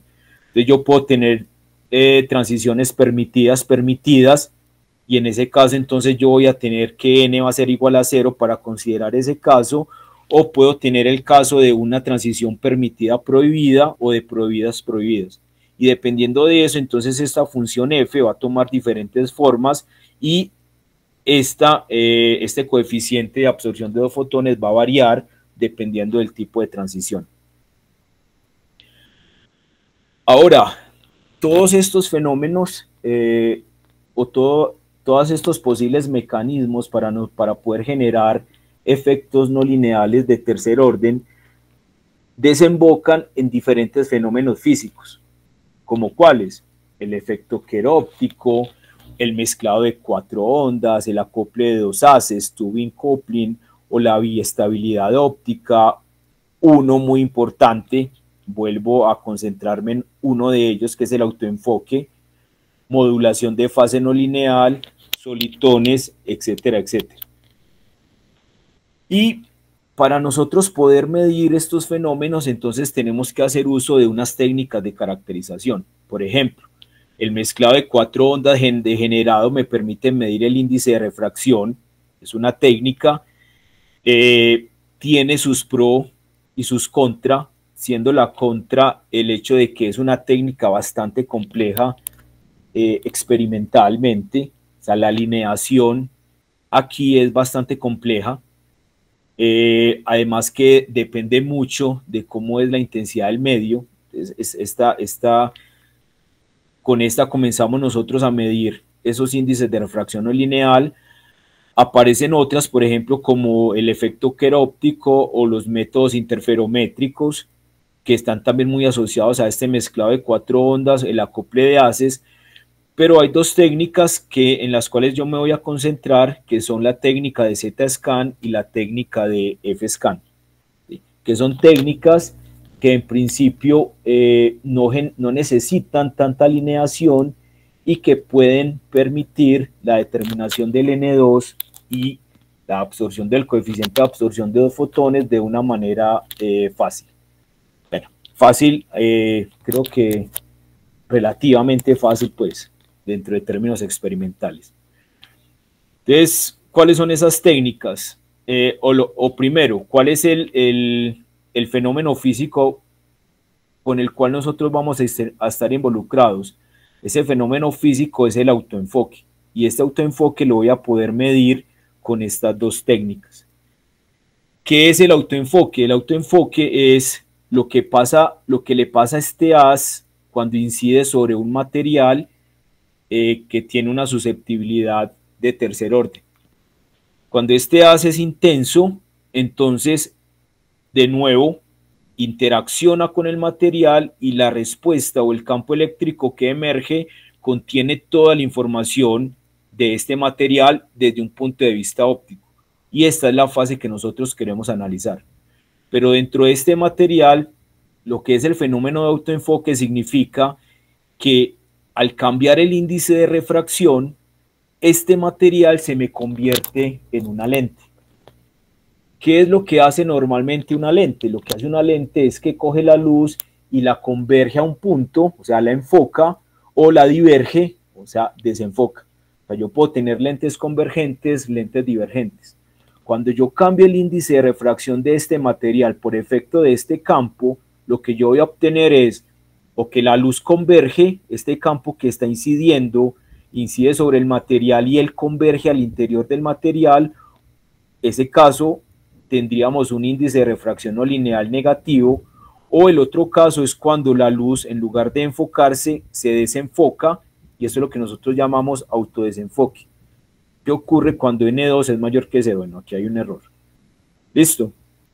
Ese es el fenómeno que nosotros queremos estudiar. Para eso tenemos que empezar a pensar cuál es el tipo de onda que nosotros vamos a hacer incidir sobre el material. Cuando yo estoy trabajando con un láser, entonces ese láser puede tener ya sea un perfil gaussiano o un perfil secante hiperbólico. El secante hiperbólico sería anexarle a esto un término adicional pero en general yo lo puedo considerar como un haz gaussiano. Y un haz gaussiano significa que cuando yo mire esto o este haz de frente, la distribución de energía va a obedecer a una función gaussiana. Y ese campo eléctrico yo lo voy a poder escribir como un término de amplitud por una exponencial. Miren que esto está modulado de alguna manera. Y aquí va a aparecer un término que va a contener todas las variaciones de la fase que van a ocurrir cuando esta onda incide sobre el material. Hay términos importantes acá, por ejemplo, esto es lo que nosotros llamamos el beam waves, que sería el diámetro del haz. A medida que este haz se va propagando, entonces él comienza a diverger, y este WZ es el que me habla del diámetro de ese haz. Aquí vamos a tener el beam waves, pero en la cintura del haz, este es el punto más en el que este diámetro es más pequeño. Y bueno, lo que ya habíamos mencionado, este término que es la fase de la onda. Entonces aquí tengo una descripción muy básica de lo que es un haz gaussiano, y lo que quiero ahora es hacer incidir ese haz gaussiano sobre un material. Pues cuando ese haz, que es gaussiano en intensidad, incide sobre un material, por ejemplo, genera autoenfoque. El haz se enfoca en un punto, y lo que yo necesito saber es cómo varía. Miren que esto tiene un determinado espesor, cómo varía la intensidad de la onda en función de la dirección de la propagación del material. Y cuando yo encuentro esta ecuación diferencial, observo que va a depender de un término que es lineal en la intensidad, que es alfa, y un término beta que también está asociado con la absorción de dos fotones. Entonces esta sería la absorción lineal y esta sería la absorción no lineal del material. Miren que en el caso en el que yo esté con una longitud de onda que el material no absorba, este término se me va a volver cero y voy a quedar solamente con este término. Y lo que le va a pasar a la fase de la onda que está incidiendo cuando se propaga el material es un cambio en el índice de refracción. Recuerden que la fase de la onda se relaciona directamente con el índice de refracción, y donde este K pues es el número de onda. Aquí hay otras ecuaciones. Cuando yo resuelvo estas ecuaciones diferenciales, entonces yo encuentro que el cambio en la fase obedece a este término finalmente. Y en este término aparece el cambio en el índice de refracción, y ese cambio en el índice de refracción es el que va a contener el N2. Nuestra misión es extraer esa información del haz que sale. Ese es nuestro problema como investigadores, vuelvo y lo repito. Debemos utilizar diferentes técnicas para poder extraer esa información. Entonces miren que esto va a depender de esta longitud efectiva, que en principio está relacionado con qué tanto es el espesor del material. Y voy a mostrar entonces cuáles son las técnicas que se utilizan para este caso. Pues aquí la técnica Z-Scan es una técnica en la cual yo voy a generar no linealidades en la muestra desplazándola a través utilizando un desplazador micrométrico. Entonces este desplazador, aquí tengo esta lente que me enfoca la luz en un punto. Esta muestra va a comenzar a moverse en esta dirección o en dirección contraria, no importa, pero cuando ella se esté acercando al foco, la densidad, y voy a generar no linealidades en el material. Y esa luz que sale, entonces yo la voy a colectar, la voy a hacer pasar por un iris, por una apertura, por una lente, y la voy a llevar a un detector para después analizar la señal. Voy a utilizar dos formas de la técnica de Z-Scan. Una se llama close aperture, significa que aquí voy a colocar este iris y lo voy a cerrar para colectar solamente la luz que viaje a lo largo del eje óptico. Cuando hago eso, entonces voy a utilizar, eso lo voy a llamar close aperture, y esta sería la transmitancia de apertura cerrada que yo voy a detectar, en este sistema. Y esta es la señal que obtengo. Dependiendo si es de esta manera como lo muestra la verde o como lo muestra la azul, entonces me va a dar información de si el índice de refracción no lineal es positivo o si es negativo. Y cuando yo acá abro todo el iris, es decir, dejo pasar toda la luz que sale de la muestra, estoy en el caso de Open Aperture, aquí voy a medir la transmitancia y con este caso voy a poder medir la absorción, el coeficiente de absorción de 2 fotones. Esto es básicamente pues como la técnica de Z-Scan. Este es alguno de los, nosotros implementamos esta técnica utilizando un láser pulsado de titanio zafiro de femtosegundos para medir cómo eran las propiedades no lineales del óxido de cobre en bulk, aquí en bulto, cuando utilizo una longitud de onda de 790. Y quise poner esto por algo. Miren que aquí nosotros logramos encontrar unas curvas que se llaman curvas de dispersión. Esas curvas de dispersión son curvas que me dicen cómo cambia, por ejemplo, en este caso, el coeficiente de absorción de 2 fotones en función de la longitud de onda y cómo cambia el N2 en términos de la función de la longitud de onda. Miren que yo grafiqué o que ajustamos esto con 2 puntos. Alguien podría decir, pero ¿cómo voy a ajustar una curva de estas con 2 puntos? Y la respuesta aquí es que es tan difícil conseguir información de este tipo que si yo tengo 2 puntos, podría de alguna manera obtener información valiosa del material. Pero es por la dificultad que hay para medir a otras longitudes de onda. Y lo mismo con el índice de refracción. Ahora voy a hablar de la técnica de F-Scan.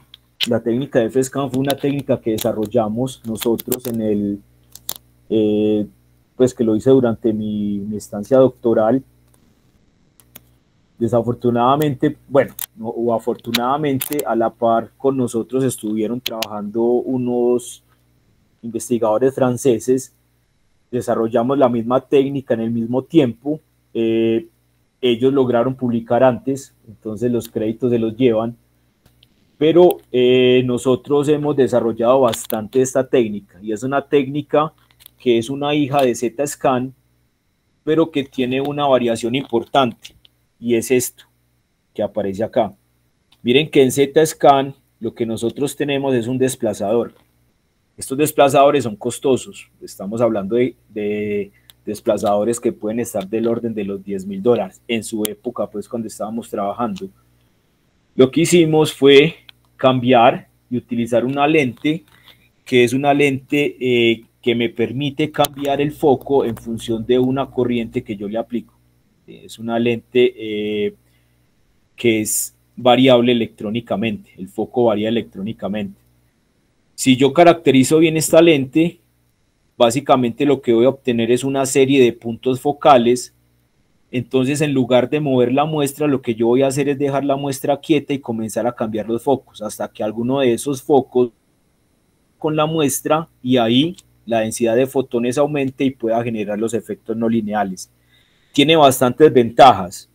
Primera, y que es importante, es que la muestra está quieta. Aquí en Z-Scan, aunque es una técnica relativamente sencilla de manera experimental, alinear la muestra para que se mueva siempre perpendicular al eje óptico no es fácil.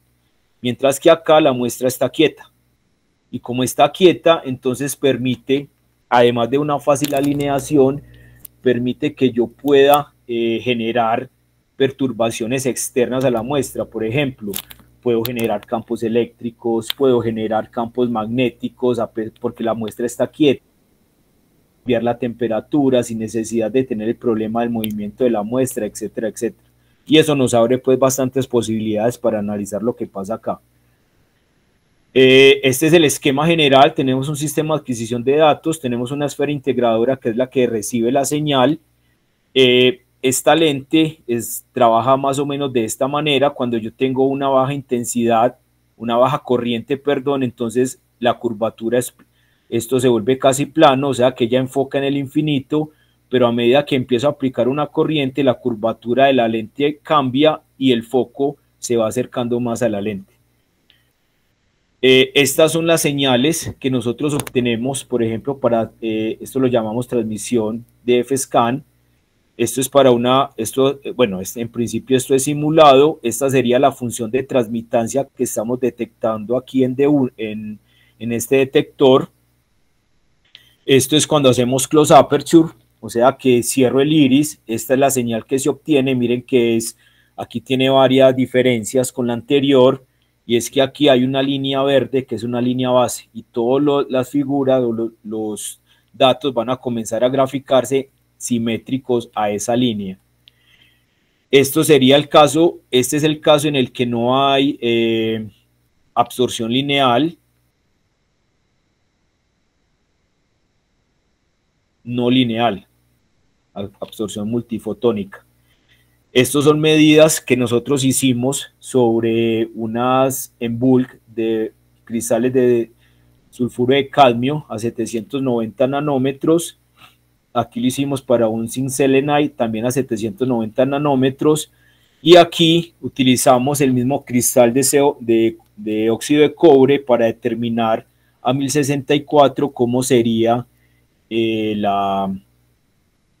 beta, la absorción de 2 fotones. Y vemos gratamente que coincide con valores que ya son reportados en la literatura, o sea que de alguna manera nuestra técnica está arrojando resultados que son resultados satisfactorios. Hay variaciones de la técnica que ya hemos estado implementando. Por ejemplo, hay una que llamamos RF Scan. RF Scan es una técnica que me permite, es por reflexión, aquí yo no mido la luz que se transmite, sino la luz que se refleja, y es interesante porque me permite medir el N2 sin necesidad de utilizar un iris. Y cuando yo la combino con transmisión, entonces yo puedo tener de manera simultánea una medición tanto de N2 como de beta. Entonces, eso es como la importancia de esta técnica. Se ha utilizado ya en diferentes papers para esta técnica, la se han utilizado en diferentes papers para medir el N2 en materiales magnéticos. Estas son las curvas que se obtienen para RF Scan y para transmisión. Esta T es de transmisión. No me voy a detener mucho porque ya se me está acabando el tiempo. Y esta es como la última aplicación que quiero mostrarles, que me parece bastante interesante y que nosotros llamamos un espectrómetro no lineal. En este espectrómetro no lineal nosotros estamos utilizando la técnica de F-Scan y estamos utilizando un láser, un MyTie, es sintonizable. Este se sintoniza desde el 680 hasta el 1064 con pasos de 1 nanómetro, o sea, cada paso es un láser diferente. Entonces nosotros aplicamos esto para mirar cómo cambiaba, por ejemplo, el coeficiente de absorción de 2 fotones y el N2 para un material con diferentes longitudes de onda. Nuestro objetivo es construir una curva de dispersión. Esta que yo les mostraba por acá, que tiene 2 puntos y que es interesante, nosotros podemos, utilizando este espectrómetro, generar muchos puntos para poder tener una curva mucho más eficiente. Entonces, utilizando este sistema y utilizando pues algún tratamiento matemático adicional, nosotros logramos obtener, por ejemplo, estos resultados. Aquí tengo una curva de dispersión de beta para el zinc selenite. Estos puntos negros son los puntos que nosotros obtenemos con nuestro espectrómetro no lineal, que cuando aquí tengo perovskitas, esto es una película delgada de perovskita, y obtenemos por primera vez cómo es la curva de dispersión para una perovskita dentro de este rango de energías, de fotones. Entonces nuestro espectrómetro abajo son puntos que han medido otros investigadores. Cuando hago Kramer-Kronig, entonces puedo obtener también la curva de dispersión para N en una cierta región, y vemos pues que nuestro sistema funciona bastante bien. Con esto termino, Jorge, porque creo que ya se nos acabó el tiempo. Entonces quedo pues como abierto a las preguntas. Bueno, pues muchas gracias, Juan, por tu maravillosa presentación el día de hoy. Muchas gracias a todos. Quisiera alguien comenzar con las preguntas. Tenemos media hora de preguntas. ¿Alguien quiere comenzar el día de hoy?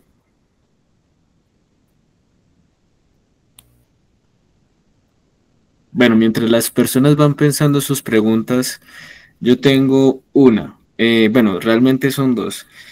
Generalmente, tanto en el Z-Scan como en el F-Scan se suele utilizar un chopper. Si yo ya tengo un láser pulsado de pico nano femtosegundos, ¿por qué es necesario utilizar o incluir siempre un chopper? Lo que pasa es que el chopper es un elemento que nosotros utilizamos para la parte de adquisición. Hay que diferenciar. Una cosa es que yo tenga un láser pulsado. Los láseres pulsados son pulsos temporales, y eso no tiene que ver con el chopper, porque lo que hace el chopper es generarme una frecuencia espacial. O sea, son dos frecuencias diferentes. Yo utilizo el chopper básicamente para enviarle una señal al lock-in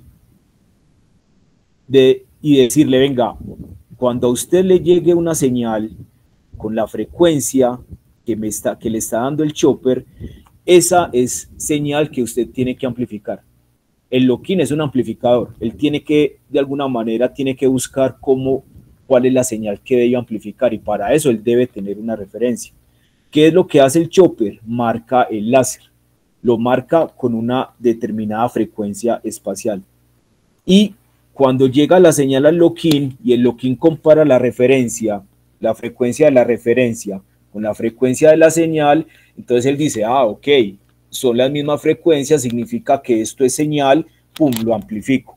Lo que no es señal, lo que no tenga esa frecuencia, lo vuelve ruido. Por eso necesito un lock-in para poder detectar. Porque aquí las señales son señales muy bajas. O sea, nosotros estamos hablando de señales del orden de los microvoltios, que con un sistema de detección normal va a ser difícil extraer esa señal del ruido. Entonces, el chopper lo utilizamos en estos esquemas, se utiliza es más para poder detectar la señal. ¿Sí está claro? Entiendo, perfecto, sí, muchas gracias, Juan. Pero ojo, Y la otra, no es lo mismo, o no lo puede relacionar con la frecuencia del láser. La frecuencia del láser o los pulsos del láser son temporales. Estos son espaciales. Aquí yo no estoy, el hecho de que el láser pase por el chopper, yo no le estoy modificando nada al sistema. Lo único que estoy haciendo es bloqueando la señal. Hay luz, no hay luz, hay luz, no hay luz. Eso lo único que hace es modificar la intensidad, más no la fase. ¿Listo? perfecto, sí, muchas gracias. Sino que es que generalmente uno cuando habla de láseres de femtosegundos, también Sí. suele hablar de que los láseres tienen una frecuencia de repetición intrínseca. Entonces, Sí, por eso preguntaba. podría ser que esa frecuencia uno de alguna manera la pueda acoplar, pero es compleja porque eso ya hace parte de la electrónica del láser. Entonces, no sé qué tan fácil sea extraerla pues del sistema. Perfecto. Hay una persona en el chat que nos pregunta Claudia Fernanda Rodríguez, y dice que, ¿y qué pasa con el ruido? ¿Lo eliminan de alguna manera? El lock-in lo elimina. O sea, yo tengo, eso es uno de los procesos esenciales pues en la parte experimental. Poder tener los filtros adecuados para, para eliminar el ruido, disminuirlo, no eliminarlo. Pero eso es una de las ventajas. Voy a volver a mi presentación. Eso es una de las ventajas de FSCAN. O sea, miren, por ejemplo, les voy a mostrar esta señal de Z-Scan, que es muy buena. O sea, si ustedes ven, estos puntos son bastante dispersos. Sin embargo, observen esta señal y observen esta señal. Esta es experimental. Entonces miren el nivel de ruido que yo puedo obtener con Z-Scan por el solo hecho de que la muestra está quieta y que es más fácil alinear la lente. sea, yo aquí comienzo a tener una curva que es mucho más suave. Miren esta, que también es experimental. Obviamente, cuando ya me voy, por ejemplo, a casos en los que tengo películas delgadas, como en la parte de las perosquitas, es inevitable pues la dispersión en los datos, pero el ruido aparece. Sin embargo, aquí no lo mostré, pero nosotros tenemos un artículo en el cual podemos eliminar el ruido haciendo una derivación sobre él. Estas lentes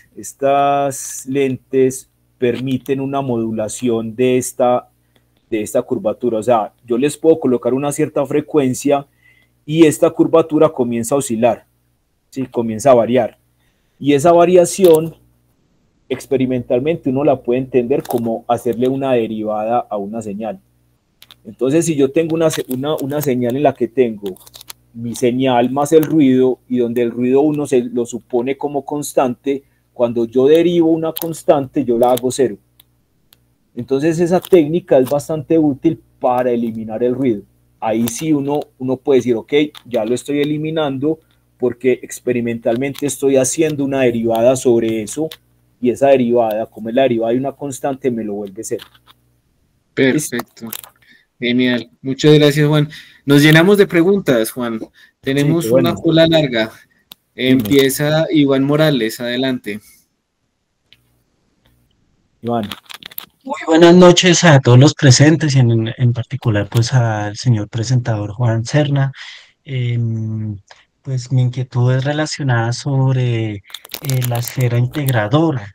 Me gustaría saber cómo ópticamente pues funciona y qué efecto pues le genera a la luz, cuál es el propósito principal de la esfera integradora.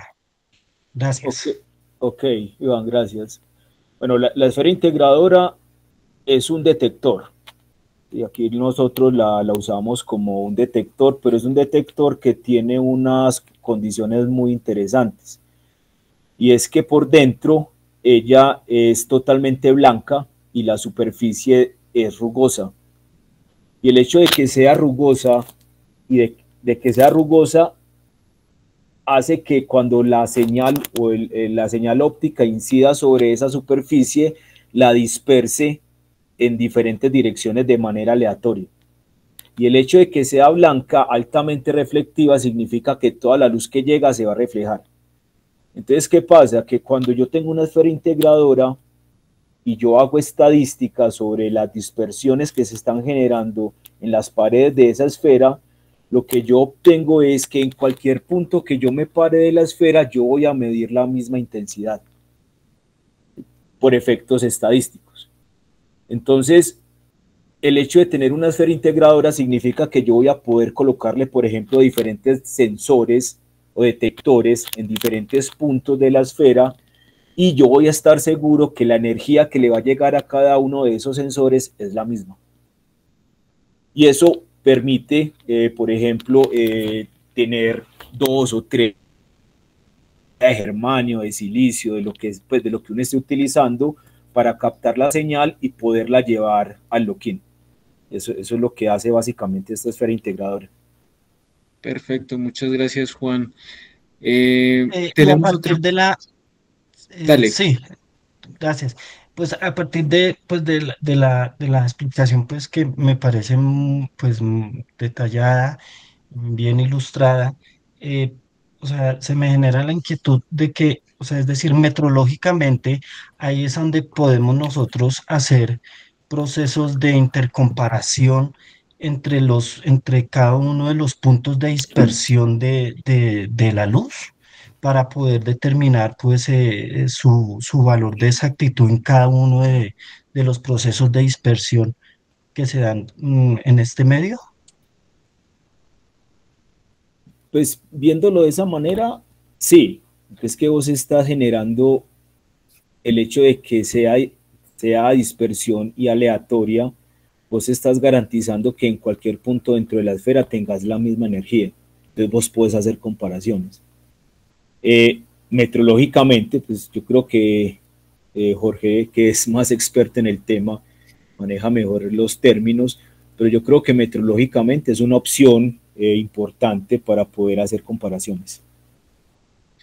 Sí, de hecho ahí te complemento, Juan, pues las esferas integradoras se utilizan mucho en fotometría. O sea, si tú Exacto. quieres para cualquier proceso fotométrico, tú utilizas una esfera integradora con el fin de calcular la cantidad de luz que tú estás recibiendo de una fuente puntual. Entonces, generalmente en los luxómetros, algunos se suelen calibrar de esa forma, no todos. O sea, todo depende de lo que tú quieras calibrar y de lo que tú quieras medir.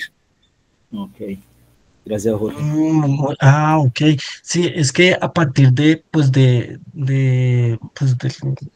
de la explicación dada y de, pues, de la orientación que ustedes pues, están dando, vemos que nos puede llegar a ser útil en cierta medida pues, para hacer procesos de calibración para instrumentos que miden la radiación global, como son los piranómetros o instrumentos como los sensores de UV, VA, VC dentro del espectro pues de radiométrico solar.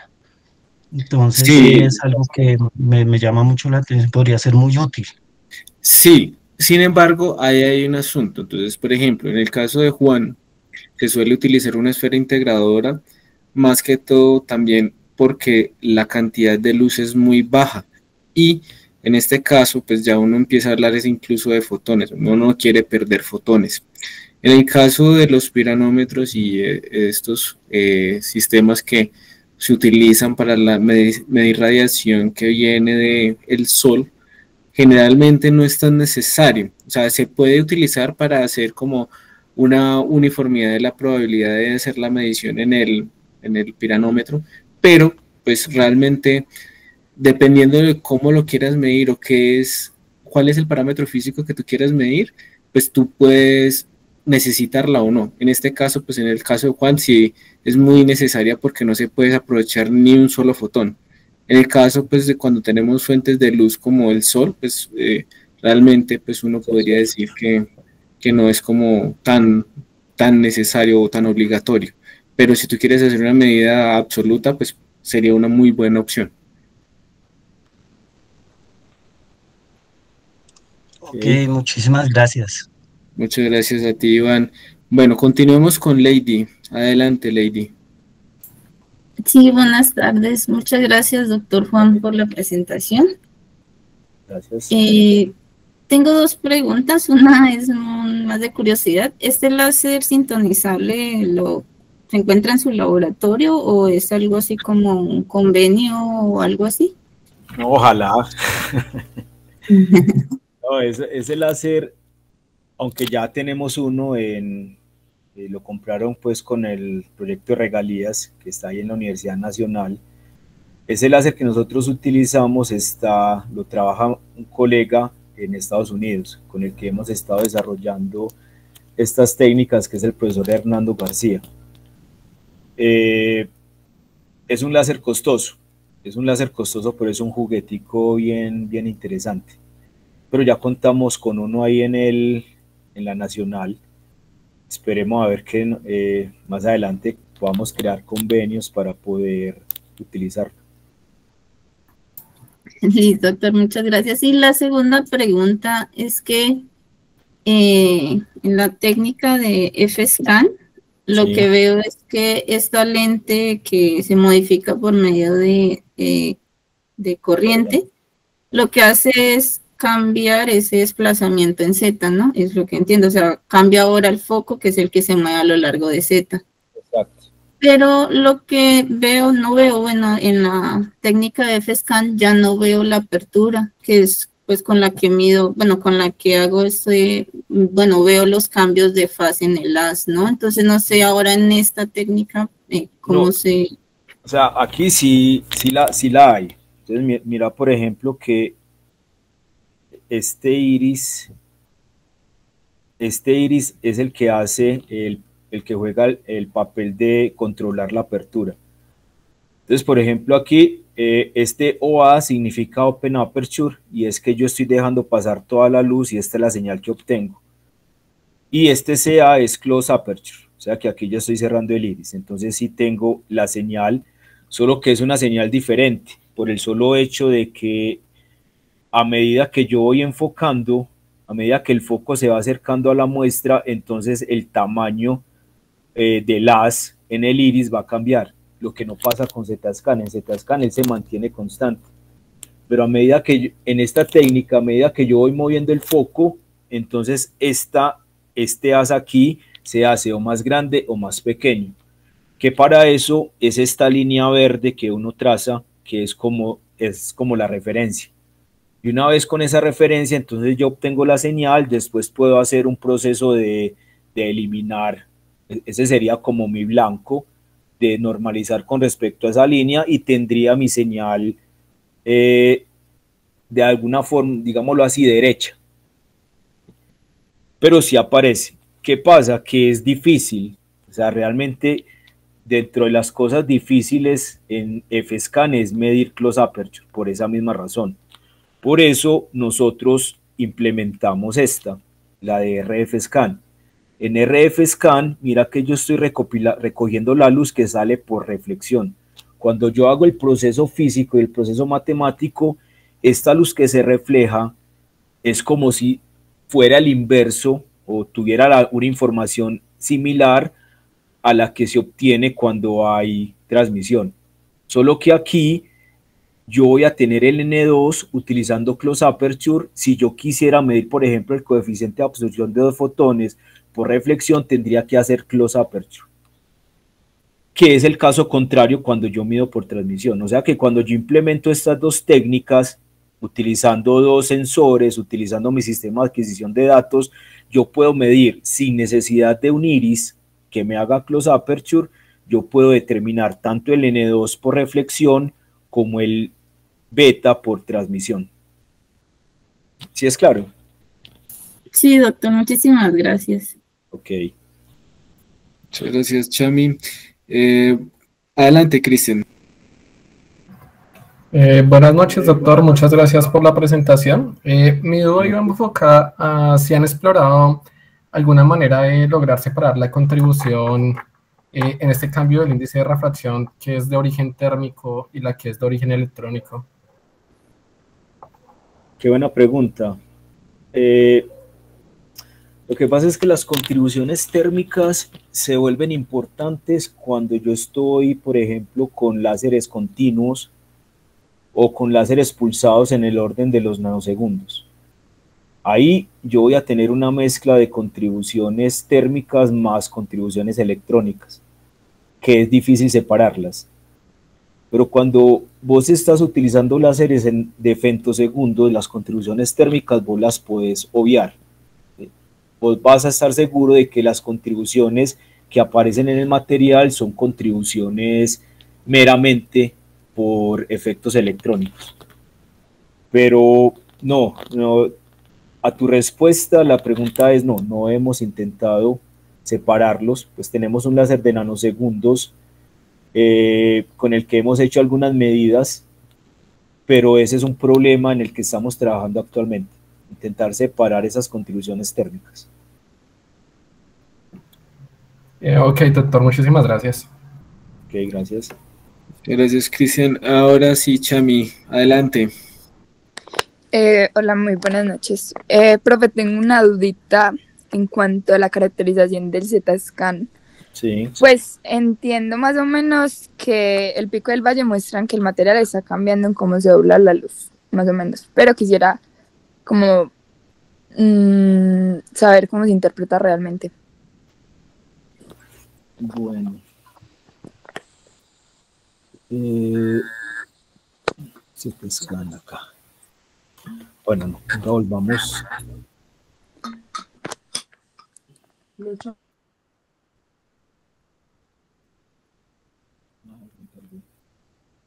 Acá. A ver. Primero es tratar de entender realmente lo que hace una lente normal. Pues lo que hace una lente es que ella enfoca o desenfoca la luz. Cuando yo tengo un material de estos y el láser que incide sobre él es de alta potencia, entonces él va a hacer o va a generar cambios en el índice de refracción. Y esos cambios en el índice de refracción pueden hacer que la luz dentro del mismo material converja, o sea, que el material se convierta en una lente convergente, y en ese caso entonces yo tendría un índice de refracción menor que 0, o que la luz en lugar de converger diverja, y en este caso tendría un N2 mayor que 0. Aquí hay un error. Listo. Eso, ¿cómo se ve en la señal? Cuando yo hago close aperture en Z-scan, lo que yo observo es esto. Entonces mira, por ejemplo, que aquí en esta parte comienza a crecer la señal, de un momento a otro ya disminuye y pasa a ser negativa, a ser menor que 1, que estoy normalizando. Esta señal es típica de un material que tiene un N2 menor que 0, mientras que la azul corresponde a un material cuyo índice de refracción no lineal es mayor. ¿Listo? Entonces, dependiendo de cómo le dé a uno el gráfico, cuando esté haciendo el experimento, entonces uno puede decir, ok, este índice de refracción no lineal es mayor o menor que 0. Y eso es lo que me da, la información que me dan esas curvas. Entonces, pues dependiendo de eso también podemos definir el material.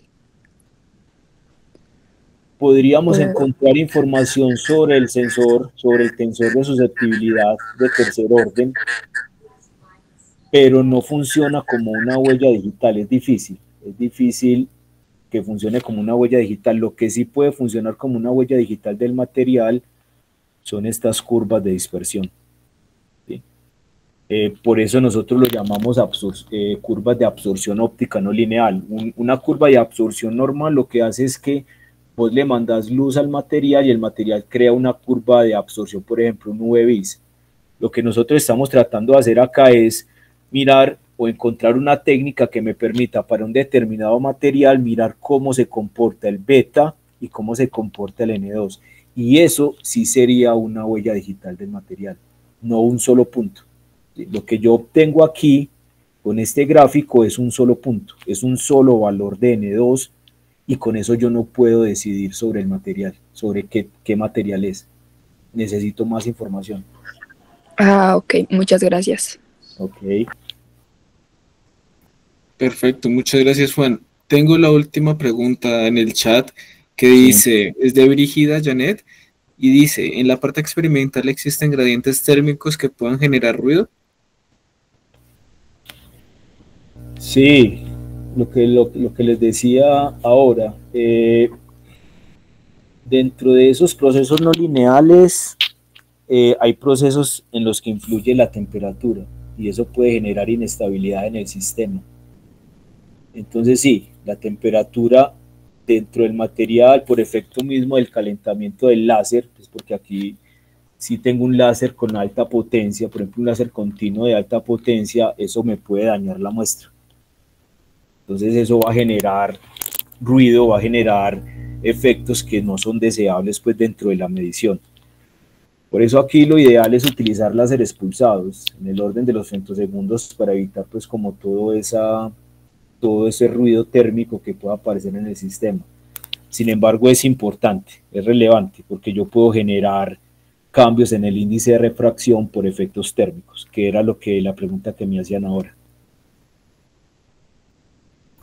Perfecto, Juan, muchas gracias. Okay. Tenemos espacio para la última pregunta. ¿Alguien tiene una última pregunta?